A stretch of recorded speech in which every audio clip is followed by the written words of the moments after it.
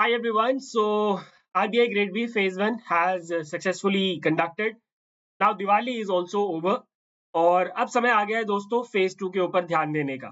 आप सबने देखा होगा कि आरबीआई ग्रेड बी का जो फेज 1 का एग्जाम था उसमें थोड़े बहुत हमें सरप्राइजेस देखने को मिले। Quant reasoning English, not English actually, quant और रीजनिंग कंपैरेटिवली इजियर था as compare to the last year. Phase 1 में हमें कुछ सरप्राइज जीए में हमें सरप्राइजेस देखने को मिले। पीआईबी फाइनेंस करंट अफेयर से जो वेटेज था वो बहुत कम था और जनरल करंट अफेयर्स का वेटेज ज्यादा था। कुछ लोगों ने आके मेरे को बोला कि भाई पीआईबी से तो कुछ भी नहीं आया। पहली चीज तो ये है कि कुछ भी नहीं आया, या फाइनेंस करंट अफेयर से कुछ भी नहीं आया। पहली चीज तो ये है कि ऐसा नहीं है कि कुछ भी नहीं आया, थोड़ा बहुत आया। I agree, general current affairs का वेटेज ज्यादा था। लेकिन दोस्तों देखो क्या है कि हम जब पढ़ाएंगे तो हम तो ऐसे ही पढ़ाएंगे कि भाई जो प्रीवियस ईयर का जो ट्रेंड है उसके हिसाब से पढ़ाएंगे, ठीक है ना। प्रीवियस ईयर के ट्रेंड के हिसाब से पढ़ाएंगे, हमने उसके हिसाब से आपको पढ़ाया। अब आरबीआई ने जो पैटर्न है उसको बदल दिया, राइट। लेकिन उस पैटर्न को बदलने के बाद भी आप लोगों को याद होना चाहिए अच्छे से। मैंने कई बार आप लोगों को क्लासेस में बोला था और आज भी मैं बोल रहा हूं कि अगर if you are targeting RBI grade B examination then you need to cover all the 3 magazines, finance current affairs, PIB current affairs and general current affairs. ये तीनों आपको करके जाने। अगर आपने ये तीनों बैलेंस्ड वे में करे होते तो आपको कोई प्रॉब्लम नहीं होती मेरे दोस्तों, ठीक है। कोई भी प्रॉब्लम नहीं होती। और मैं तो अभी भी वैसे ही पढ़ाऊंगा।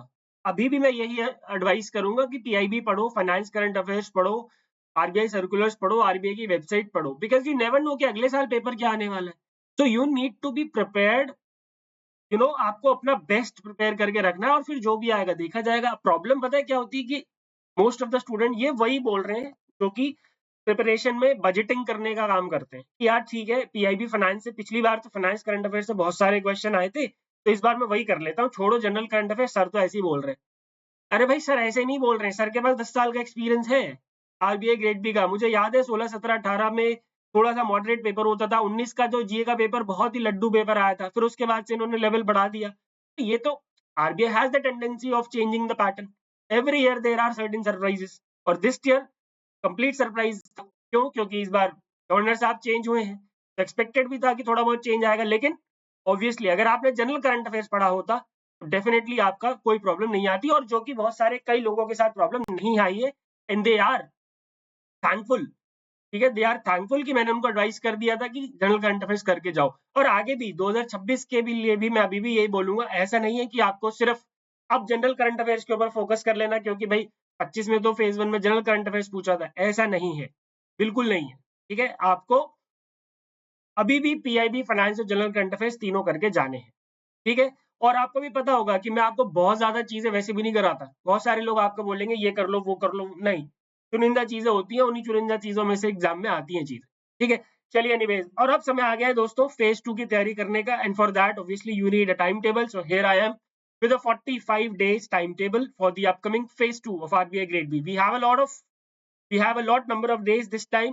Agar even if you are not well prepared for, if even if you haven't prepared finance management and ESI till now, you have a chance. और अगर आपका phase 1 गलती से अच्छा हो गया है तो you have a chance, just you need to give your 100%, ठीक है। चलिए स्टार्ट करते हैं दोस्तों। सबसे पहले मैं आपको एक ओवरऑल प्लान बता देता हूँ कि ओवरऑल प्लान क्या रहने वाला है 45 डेज का। In the next 20 days you are going to cover, in the next 20 days you are going to cover finance and management and of course the current affairs. उसके बाद अगले 10 दिन में you will be covering economic and social issues ESI. उसके साथ you will be covering current affairs, schemes and answer writing. And again मैं time table हमेशा ऐसे ही बनाता हूँ, मॉर्निंग इवनिंग दो पार्ट्स में हमने डिवाइड कर रखा है स्लॉट को। और ये जो स्कीम्स है एक्चुअली ये यहाँ पे करेंगे हम, ESI के साथ करेंगे, ठीक है। ये मैं करेक्शन कर दूंगा पीडीएफ में। और लास्ट के 15 दिन में we will be focusing on intense answer writing, ठीक है। Intense answer writing, revision, current affairs और एनुअल सर्वेज एंड रिपोर्ट्स। तो ये इस तरीके से 2 स्लॉट्स में आपको अपने दिन को बांटना है और इस तरीके से आपको आगे बढ़ना है, ठीक है। ये तो हो गया ब्रॉड टाइम टेबल। मैं ज्यादा टाइम नहीं लूंगा आपका, बस मैं आपको एक्सप्लेन कर देता हूँ कि ताकि आप लोगों को समझ में आ जाए जब आप देखें कि टाइम टेबल में है क्या। तो अगर हम डिटेल टाइम टेबल के ऊपर चले, मैंने 22 अक्टूबर से ही बना दिया है बिकॉज टुडे इज 22 अक्टूबर। तो स्टार्टिंग के 10 दिन में मॉर्निंग में आपको क्या करना है, फाइनेंस की रिवीजन करनी है, there is no doubt about it, ठीक है। स्टार्टिंग के 10 डेज में आपको ये करना है। करंट अफेयर्स की अगर मैं बात करता हूँ तो पीआईबी और फाइनेंस करंट अफेयर्स आपको 6 महीने का करना है, starting from June July August सितंबर अक्टूबर नवंबर, 6 महीने का करके जाना है। करंट अफेयर्स किस डेट तक का करना है, 30 नवंबर तक का करना है, यानी नवंबर पूरा करके जाना है, राइट। और कहाँ से शुरू करना है, जून से शुरू करना है। तो मैं ये मान के चलता हूँ कि जून, जुलाई, अगस्त और सितंबर तो आपने ऑलरेडी किया ही होगा फॉर फेज 1, तो आपको करना क्या है, सिर्फ अक्टूबर और नवंबर। तो इसलिए स्टार्टिंग में ही फटाफट से हम क्या करेंगे, पीआईबी का जो सितंबर, अक्टूबर, जुलाई, सब जुलाई, अगस्त, सितंबर, उसको फटाफट से रिवाइज कर ले, ठीक है। तो इवनिंग में मैंने लिख दिया है, और ऑन गोइंग करंट अफेयर जो होगा अक्टूबर का, नवंबर का, वो चलता रहेगा, क्योंकि उसके लिए आपके पास फिर अलग से टाइम नहीं होगा कि आप उसको 10 बार रिवाइज करो, उसको आपको साथ साथ चलाना और साथ साथ रिवाइज भी करना है। तो पीआईबी सितंबर प्लस ऑनगोइंग करंट, 2 दिन में आपका पीआईबी सितंबर हो जाना चाहिए। अभी जस्ट खत्म किया है हमने, और बहुत सारे रिवीजन क्लासेस भी करे हैं।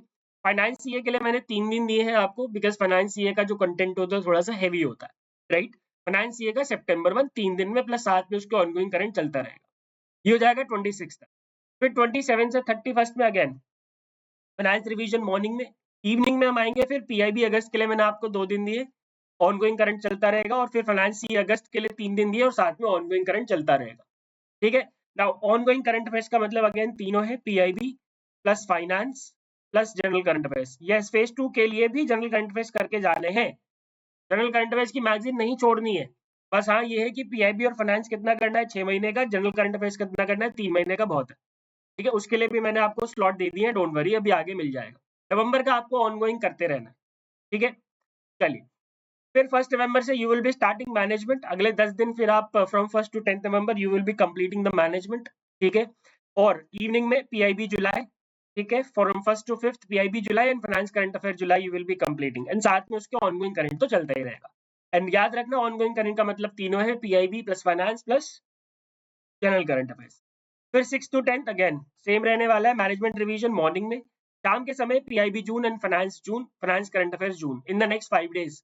For first 2 days PIB June plus ongoing current, for the next 3 days finance current affairs June plus ongoing current, ठीक है। ये 3 दिन में, यानी 10 नवंबर तक you will be done with finance management, PIB June, July, August, September, and finance current affairs June, July, August, September. और उसके बाद right from the 11th November we will be starting the mock test. आप अगर पहले ही mock test start करना चाहते हैं so you can do that, ठीक है। ये जरूरी नहीं है कि आपको यही टाइम टेबल फॉलो करके जाना है, हो सकता है कि आप लोगों का ऑलरेडी एफएमईएसआई बहुत अच्छे से कंप्लीटेड हो, ठीक है, तो आप पहले से ही मॉक टेस्ट पे फोकस कर सकते हैं, देयर इज नो प्रॉब्लम।